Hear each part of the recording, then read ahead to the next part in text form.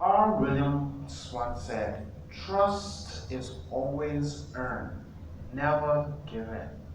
And to tell us more about trust is Sister Tanya Hanna. Thank you for joining us.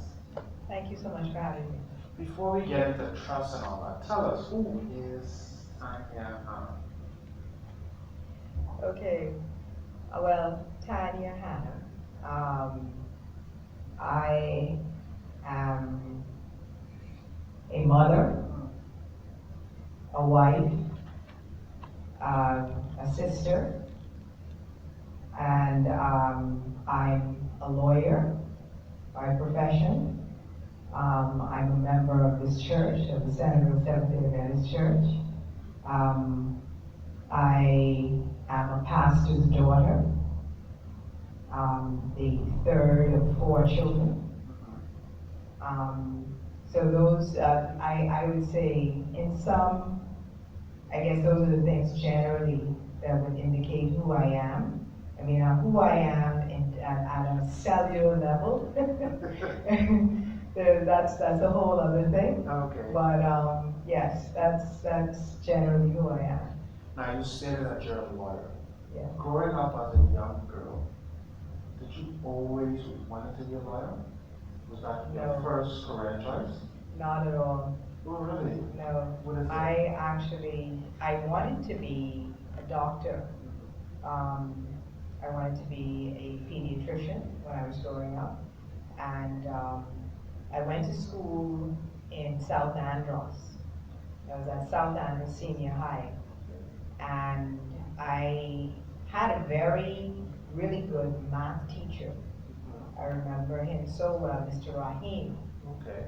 And he was very encouraging to me. I don't think that math and sciences was my strong suit, but because I was disciplined, as far as he was concerned, I would go far based on my discipline alone. When I left high school and I went to West Indies College, I said, you know what, that's not where my aptitude is. I'm more arts oriented person. And so in West Indies College, I said, you know what, I'm actually going to study law. Nobody was happy about that, right? Because how can you be a good lawyer and still be a Christian?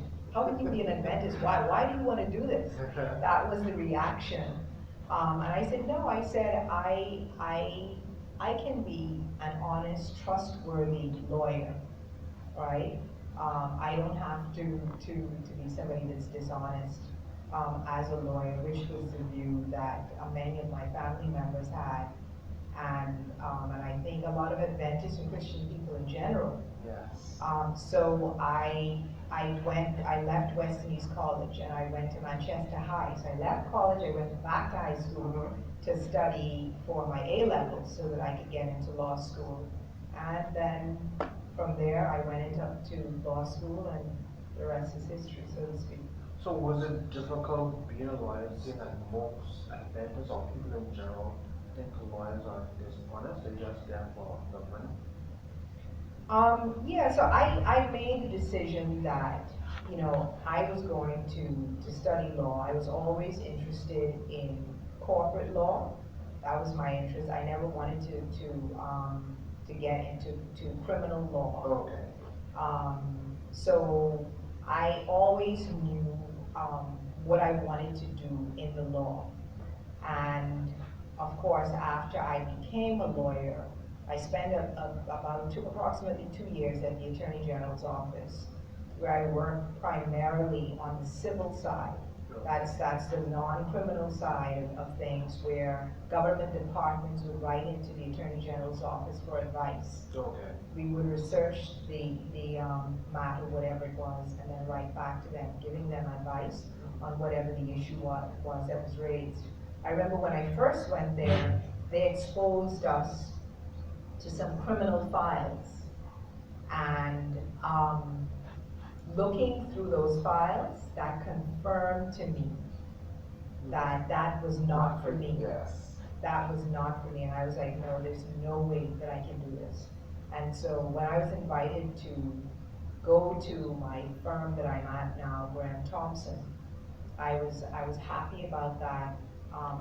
That our firm is essentially a commercial um, litigation firm.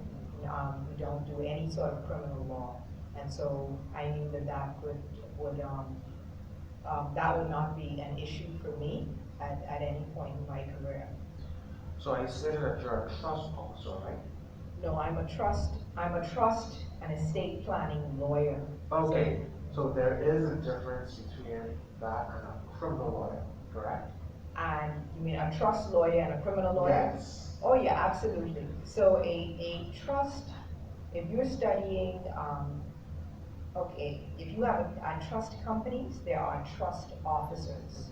And so those are people that essentially, trust companies, I'd say let's just use one, for example, Scotia Trust. Generally speaking, they would act as the trustee of a trust. And the people who administer the trust are trust officers. Okay. Right? And those people are not necessarily lawyers. Okay. So I'm a lawyer. I would have studied law in general. Okay. And then when I came out and I started to practice, I focused on trust and estate planning.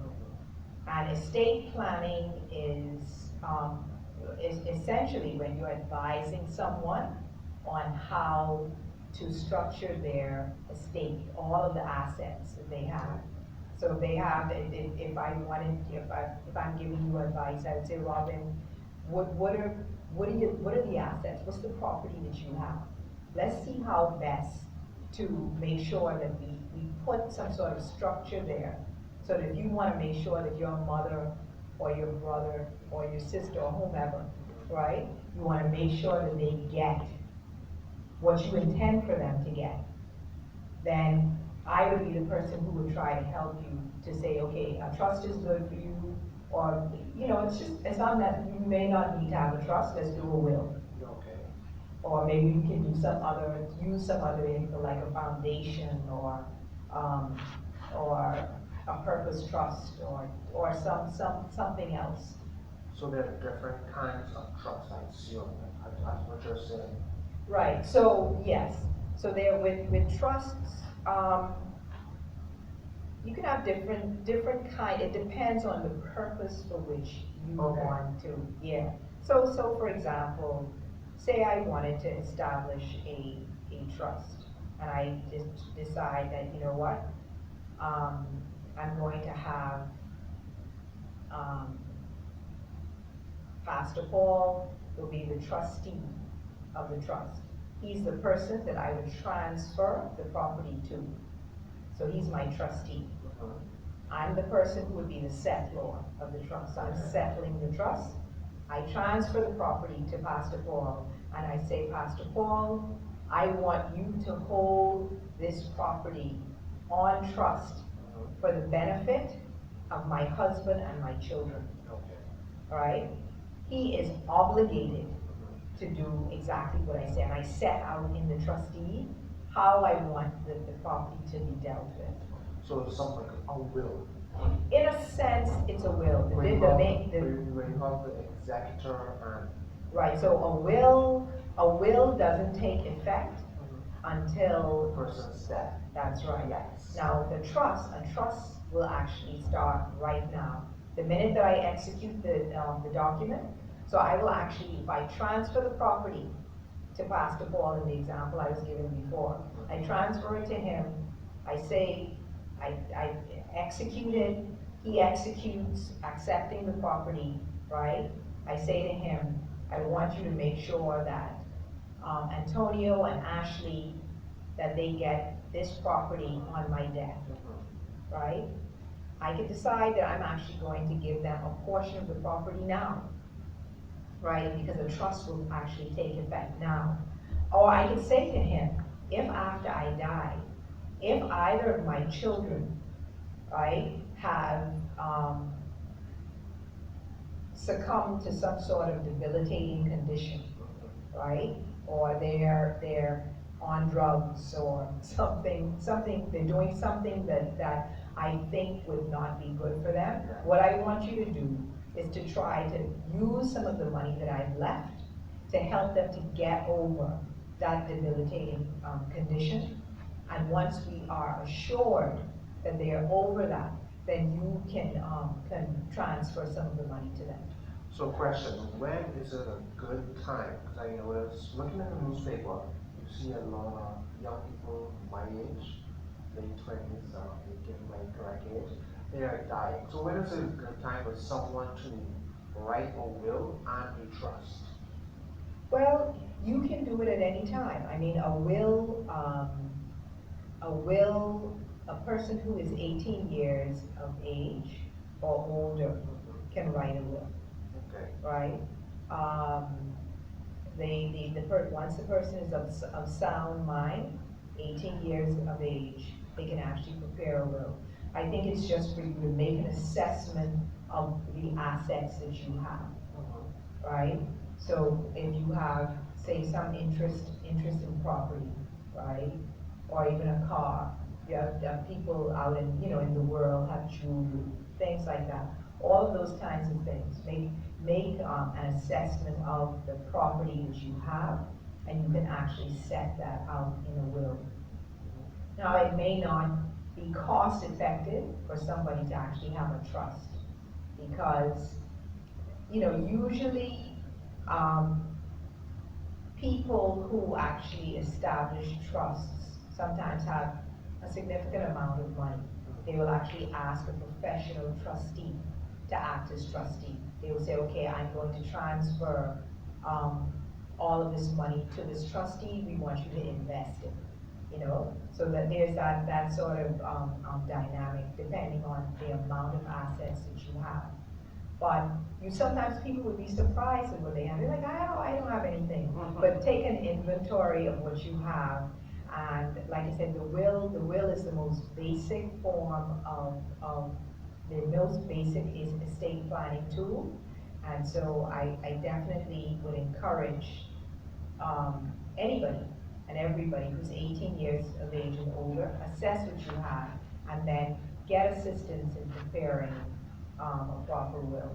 When you say assistance, you mean like a professional or guardians or parents? Yeah, I would say perhaps go to a lawyer, even though a lawyer does not have to prepare your will, just to ensure that you have it right. There's certain formalities that have to be followed. So for example, if you're executing, if you're preparing a will, you must have two witnesses. Okay. If you don't have two witnesses, then the will is not going to be effective. And those two witnesses should not stand to benefit under your will. So say, for example, you prepare your will, and you're leaving everything to your mother, right? But then your mother is one of the witnesses to the will. Say it's me and your mother witness the will, then the gift to her will lapse. Okay. It will be null and void because I guess the rationale behind that rule is that you don't want somebody who is supposed to be benefiting witnessing. Okay. Because it's a question of undue influence, yes, or coercion or something like that. So you have to make sure it's two independent witnesses that will witness the will. Now you are an evangelist. Is it difficult in your profession to minister? Yeah, I would say sometimes it is a little difficult. I guess the best way to witness is by the way that you live and that you operate. I guess one of the ways that I have witnessed, rather than say being an evangelist, so to speak, right, in my discussions, is in the stance that I've taken on different things. So for example, I will never go to functions on Friday evening. Correct. There are any number of functions and events that take place within the firm that I will not attend. And my colleagues know this. Any number of events have been scheduled to an evening where they know that I can attend, right? Other than Friday evening. And other like retreats and meetings that might otherwise be on a Saturday have been scheduled for other days to accommodate me because, and I've taken that position over the many years that I've been there. The minute that you decide on one occasion, if you decide on one occasion that you're gonna go to an event on a Friday night or on a Sabbath, that's it, that's done. You know, so I've taken the position from the get-go that this is not something that I can do. So that's one of the ways that I've witnessed, and as you know, there's certain things that we do not eat in our church. That is something that I've stuck by, and of course, I don't drink alcohol. So there are many events where wine is being served or whatever. That is not something that I would have. And I assume your employees or coworkers respect you for that stand. Oh yeah, absolutely, absolutely. Yes, absolutely. And so, I mean, that's why I think that they have taken and will take the position that, okay, Tanya would not be able to come to this event if we have it on a Friday night. Let's have it on another evening. So yeah. Okay, recently you have been at a health scale, correct? That's correct. Do you want to elaborate on that? If you Yeah, I could. Yes, I was diagnosed with breast cancer in 2018, which was, I guess, quite a surprise to me.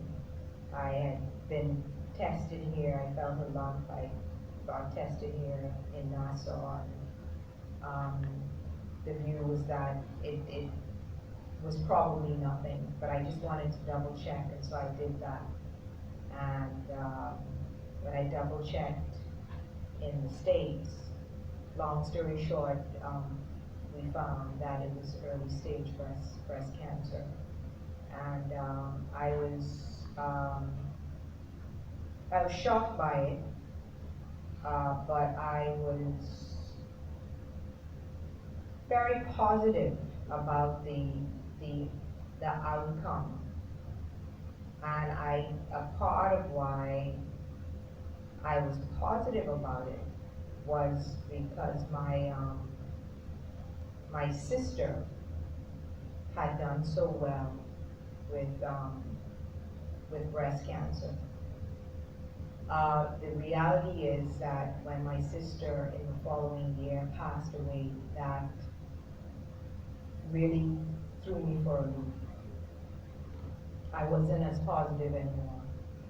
It took a toll on you. It really did. It took a toll on me, and so I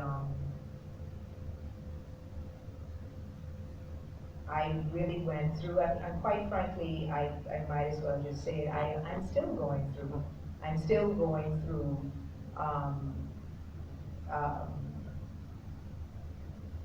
you know, when they say you go through the valley of the shadow of death, right? I'm still going through a bit of a valley, but at the same time, I know the plans that God has for me. Jeremiah 29:11, and plans to prosper me and not to harm me. And I think at the end of the day, I've stepped back and I've said, you know, God is a good God. And I will trust him. Because you lost a sister and one of your best friends recently, right? I did. And so on the absolute heels of, like you said, of losing Christine, and then 2 years later to lose Denise, you know, basically, over the space of a 2-week period almost with Denise, has just been. Like brought you to your lowest point. It brought me to my lowest point. I was like, what is happening? Next? What's next? What is next? And you're right, just like that, I'm like, okay, what is gonna happen next? It's like how much more weight can you throw? How much more? How much more? And so then you start to think about, but look at what, Job went through. He lost everything. And he said, though he slay me, yet will I trust him. And it's not easy. I think that we have to give ourselves permission to grieve. Sometimes people will say, shouldn't you be past that now? I know how you feel. I know how you feel.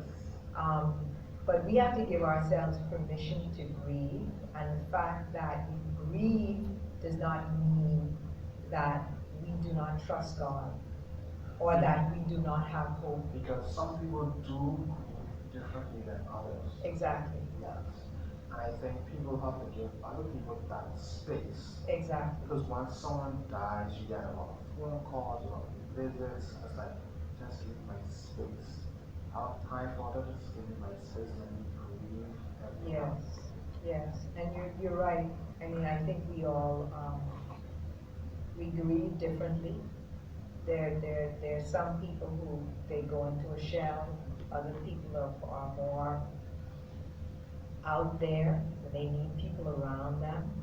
I think we just all need to be patient and kind and loving. This is it's a season of death right now in The world. In the world, you're right, in the world. Because I mean every day you're hearing about somebody who, who's died. And if you're not careful, Satan will sow such seeds of discouragement and despair in our hearts that we will take our eyes, if we're not careful, off of Christ. And so that's why I tell you every single day, because right now I would feel fine, and then tomorrow morning I don't feel so fine. So it's like you have to be on your knees every day asking God, please help me to get through this day. Help me to trust you. And I know all the promises that you made to me, right? I'm going to rely on those promises. And during your grief time, your family was so important. Ashley and Tony and your husband, how important were they during that time of trial? Crucial, absolutely. Val has always been such a wonderful support to me, and he's just always been there. I mean, he was like a brother to Christine, and he's like a brother to my siblings Renee and Ronnie. He was like a brother to Denise, and very supportive and wonderful there. My children were always constantly checking on me. Mommy, are you okay? You all right? How you feeling now? And then so I'm family, and having supportive family is absolutely crucial, and I thank God. That's one of the things when I get up in the morning, I'm grateful to God for my family, and also for members of my extended family as well. On a lighter note, you have recently got an accomplishment, achievement. Tell us more about that. Yeah, Chambers is it's an organization that basically ranks law firms and lawyers all around the world actually. And so our firm has been ranked by Chambers for years now. So I'm grateful to have been ranked as an outstanding trust and estates lawyer over the past 5 years. So I give God the glory for that. When there's trials, there are often tribulations at the end. Yeah. I'll let you take the final word, the final thought. Well, I first of all thank you for the opportunity to talk to you. No problem. And also to commend you on, I think, the wonderful work that you're doing in terms of your interviews, and so I'm really, really proud of you and how well you're doing. Thank you. And just to say that, at the end of the day, God is good. God is good in everything. I think we have to put our faith and trust in Him. And as I said earlier, my favorite text, which I think is probably the favorite of many people, is the same Jeremiah 29:11. For I know the plans I have for you, plans to prosper you, to give you a hope and a future, not to harm you. And so I am trusting in God to take me through any trials that I have now or in the future. As long as we're on this earth, there are going to be problems and trials and issues, and how we overcome them, right? How we overcome them is and how we decide to deal with them actually is crucial. We can't change what comes our way, but we can decide how we're going to deal with what comes our way. And so I ask God every day, please help me to deal with whatever comes my way in a Christ-like, godly manner, so that I'm an example and a light to those who come in contact with me. Amen. I leave you with this quote: trust is the glue of life. It is most essential ingredient in effective communication. It is the fundamental principle that holds all relationships.